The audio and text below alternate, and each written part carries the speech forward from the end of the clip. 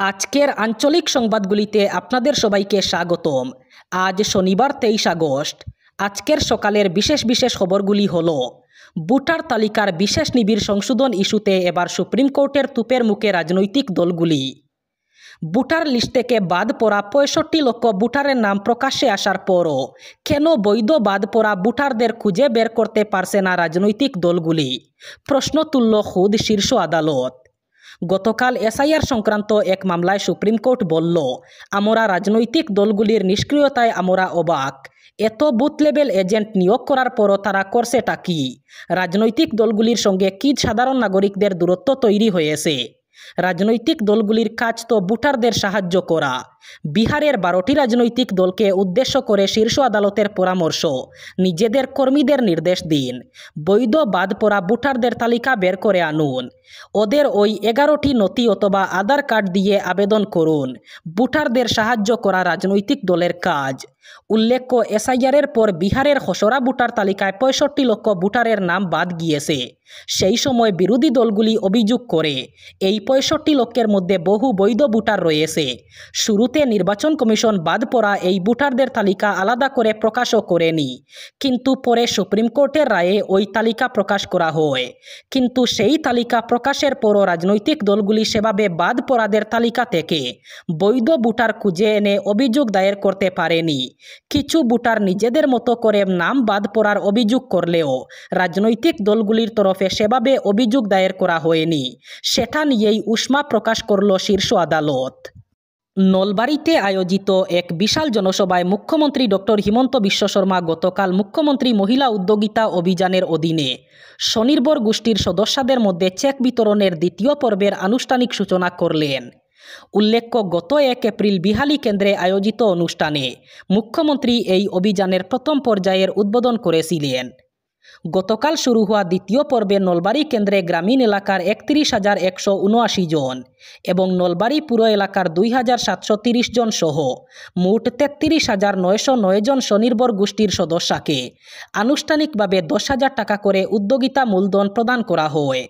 অনুষ্ঠানে মুখ্যমন্ত্রী 13 জন মহিলার হাতে চেক তুলে দিয়ে সমগ্র কার্যসূচির আনুষ্ঠানিক উদ্বোধন করেন।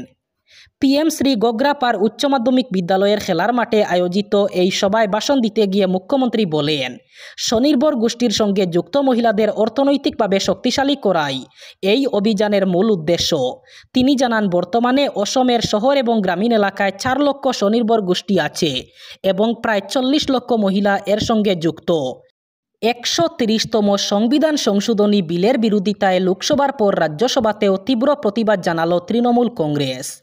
কেন্দ্রীয় স্বরাষ্ট্রমন্ত্রী অমিত শাহকে লক্ষ্য করে তরিপার দূর হটো পোস্টার হাতে ওয়েলে নেমে অমিত শাহ গো ব্যাক স্লোগানও দিয়েছেন তৃণমূল সাংসদরা।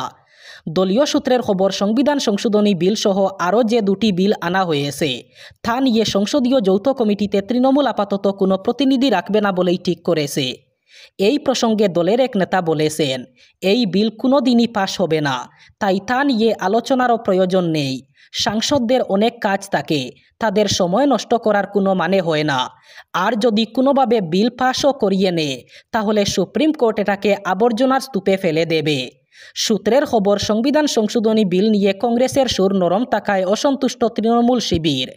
গত বুধবার লোকসভায় দলের উপনেতা শতাব্দী রায়, মিতালি বাগদের হেনস্থা করা হয়েছিল বলে তৃণমূল অভিযোগ করেছিল। এদিন তারা লোকসভার অধ্যক্ষ ওম বিড়লার কাছে চিঠি দিয়ে অভিযোগ দায়ের করেছেন। তৃণমূলের তরফে দলের আরেক সাংসদ আবু তাহের খানকেও শারীরিক হেনস্থা করা হয়েছে বলে অভিযোগ করা হয়েছে। ধারালো অস্ত্র দিয়ে স্ত্রীকে খুনের পর শরীর থেকে তার হৃৎপিণ্ড কেটে বের করল স্বামী। এরপর সেই হৃৎপিণ্ড হাতে এলাকায় ঘুরতে শুরু করে সে। গতকাল আচমকা এই দৃশ্য দেখে চমকে উঠেন পশ্চিমবঙ্গের ময়নাগুড়ির বাসিন্দারা। পুলিশের কাছে খবর গেলে তারা এসে গ্রেফতার করে অভিযুক্তকে। অভিযুক্তের নাম রমেশ রায়। দেহের অংশগুলি উদ্ধার করে ময়নাতদন্তের জন্য পাঠিয়েছে পুলিশ। মৃত মহিলার নাম দীপালি রায় বলে জানা গিয়েছে। ময়নাগুড়ি গ্রাম পঞ্চায়েতের প্রধান নীলিমা রায় জানান, এদিন সকাল 8টা নাগাদ তাকে এক যুবক ফোন করে বলেন, রমেশ রায় একটি ব্যাগের মধ্যে তার স্ত্রীর শরীরের বিভিন্ন কাটা অংশ এবং একটি ব্যাগে ভরে তাদের বাড়ি নিয়ে এসে ব্যাগ খুলে দেখিয়েছে। বাড়ির লোক বেজায় ভয় পেয়ে গেছেন। তারা কোনো রকমে রমেশকে বাড়ি থেকে বের করে দেন। এরপরেই পঞ্চায়েত প্রধানকে ফোন করে বিষয়টি জানানো হয়। ইতিমধ্যেই এই ঘটনা মুখে মুখে ছড়িয়ে পড়ে। স্থানীয় বাসিন্দা বাবলু রায়, শ্যামল রায়রা জানান, এদিন রক্তাক্ত অবস্থায় রমেশকে এলাকায় ঘোরাঘুরি করতে দেখা যায়। খোঁজ নিতে এরপর তার বাড়িতে গেলে দেখা যায় ঘরের বিছানায় রক্তের ছাপ। এরপরেই বিষয়টি পরিষ্কার হয় সকলের কাছে। তারা বুঝতে পারেন স্ত্রীকে খুনের পর তার শরীর থেকে হৃৎপিণ্ড সহ অন্যান্য অঙ্গ সেগুলি কেটে ব্যাগে ভরে রমেশ ঘুরে বেড়াচ্ছে। রাজ্য রাজনীতিতে আসন্ন বিধানসভা নির্বাচন যত গনিয়ে আসছে, ততই বিজেপির অন্যতম মিত্রদল অসম গণ পরিষদের ভিতরে অসন্তোষ এবং ক্ষোভ প্রকট হয়ে উঠছে।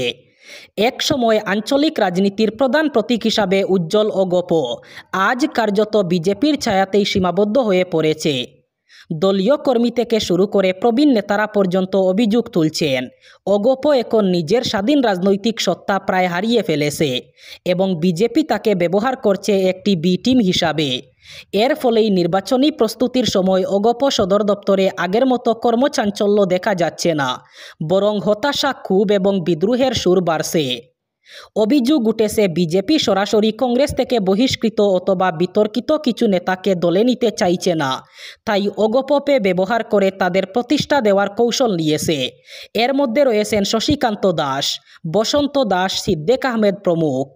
এদের আগামী নির্বাচনে প্রার্থী করা হতে পারে। অগপর বহু নিবেদিত প্রাণকর্মী এবং আঞ্চলিক আবেগে বিশ্বাসী নেতারা এই সিদ্ধান্তের তীব্র বিরোধিতা করেছেন। অন্যদিকে আসন ভাগাভাগি নিয়েও দলের মধ্যে খুব বাড়ছে। বর্তমান সমঝোতা অনুযায়ী অগপকে মাত্র 2টি আসনে প্রার্থী দেওয়ার সুযোগ রাখা হয়েছে। সভাপতি অতুল বোরাকে বুকাখাত এবং কার্যকরী সভাপতি কেশব মহন্তকে কলিয়াবর। এছাড়া অন্য আসনে বিজেপির অনুমতি ছাড়া অগপ প্রার্থী দিতে পারবে না। ফলে অগপ কার্যত রাজনৈতিকভাবে সংকুচিত হয়ে পড়েছে। 17 সেপ্টেম্বর প্রধানমন্ত্রী নরেন্দ্র মোদীর জন্মদিন। মোদীর জন্মদিন উদযাপন উপলক্ষে সেবা সপ্তাহ পালন করার পরিকল্পনা করেছে রাজ্যের স্বাস্থ্য ও পরিবার কল্যাণ বিভাগ। 18 সেপ্টেম্বর রাজ্যের প্রতিটি বিধানসভা কেন্দ্রে মেগা স্বাস্থ্য শিবির আয়োজন করা হবে। 20 সেপ্টেম্বর রাজ্যে 75টি রক্তদান শিবির। 22 সেপ্টেম্বর যক্ষ্মায় আক্রান্ত রোগীদের নিক্ষয় মিত্র কার্যসূচি অনুষ্ঠিত করবে স্বাস্থ্য ও পরিবার কল্যাণ বিভাগ। বশিষ্ঠতে এক পর্যালোচনা সভায় যোগ দিয়ে এই কথা জানান রাজ্যের স্বাস্থ্য ও পরিবার কল্যাণ বিভাগের মন্ত্রী অশোক সিংহল। তিনি বলেন, প্রধানমন্ত্রী নরেন্দ্র মোদীর জন্মদিবস উপলক্ষে রাজ্যে মেগা স্বাস্থ্য শিবিরের আয়োজন করা হয়েছে। এই স্বাস্থ্য শিবিরের লক্ষ্য হচ্ছে জনগণকে স্বাস্থ্য সচেতন করা এবং স্বাস্থ্যসম্মত জীবনশৈলী গ্রহণের প্রতি আগ্রহ সৃষ্টি করা। তাছাড়া রক্তদান শিবির ও যক্ষ্মায় আক্রান্ত রোগীদের জন্য নিরক্ষয় মিত্র কার্যসূচি গ্রহণ করা হয়েছে। তিনি বলেন, সকল শ্রেণীর লোকদের জন্য সুলভে উন্নতমানের স্বাস্থ্যসেবা প্রদান করার প্রয়াস জারি রেখেছে রাজ্য সরকার। জনগণ যাতে স্বাস্থ্যের প্রতি মনোযোগী হয় এবং স্বাস্থ্যসম্মত জীবনশৈলী মেনে চলে, সে সম্পর্কে এই স্বাস্থ্য শিবিরসমূহে জনগণকে সজাগ করার প্রয়াস করা হবে। তিনি বলেন, এই স্বাস্থ্যসেবা শিবিরসমূহে সামগ্রিক স্বাস্থ্য বিষয়ে পরামর্শ, 50 ধরনের বেশি রোগের পরীক্ষা করে রোগ নির্ণয় সহ প্রয়োজনে বিশেষজ্ঞ চিকিৎসকদের পরামর্শ এবং বিনামূল্যে ওষুধ প্রদান করা হবে। এদিন পর্যালোচনা বৈঠকে জেলা যুগ্ম স্বাস্থ্যসেবা সঞ্চালকের স্থানীয় প্রতিনিধি এবং জেলা শাসকদের সঙ্গে আলোচনা সাপেক্ষে জনগণের অংশগ্রহণ নিশ্চিত করার নির্দেশ দিয়েছেন স্বাস্থ্য ও পরিবার কল্যাণ বিভাগের মন্ত্রী অশোক সিংহল। এবার বরাক উপত্যকার 3 জেলার আজকের আবহাওয়ার খবর। আজ শনিবার 23 আগস্ট বরাক উপত্যকার 3 জেলায় গরমের সম্ভাবনা। আজ শিলচর কাছাড়ে সর্বোচ্চ তাপমাত্রা থাকবে 33 ডিগ্রি সেলসিয়াস এবং সর্বনিম্ন তাপমাত্রা থাকবে 26 ডিগ্রি সেলসিয়াস। শ্রীভূমি করিমগঞ্জে আজ সর্বোচ্চ তাপমাত্রা থাকবে 33 ডিগ্রি সেলসিয়াস এবং সর্বনিম্ন তাপমাত্রা থাকবে 26 ডিগ্রি সেলসিয়াস। হাইলাকান্দি জেলায়ও আজ সর্বোচ্চ তাপমাত্রা থাকবে 33 ডিগ্রি সেলসিয়াস এবং সর্বনিম্ন তাপমাত্রা থাকবে 26 ডিগ্রি সেলসিয়াস। এই ছিল আজকের সকালের গুরুত্বপূর্ণ খবরগুলি। ভিডিওটি অবশ্যই লাইক করবেন এবং চ্যানেলটি সাবস্ক্রাইব করবেন।